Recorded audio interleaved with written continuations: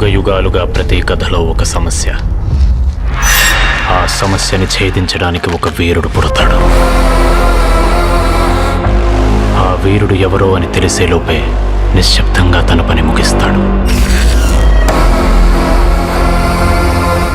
ఈ కథలో ఆ వీరుడు నేనే.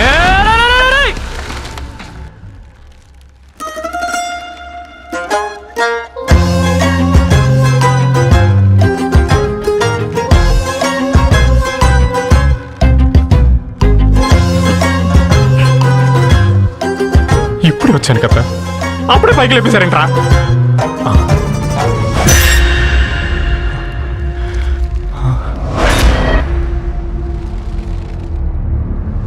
ఇంతమంది వీరులా?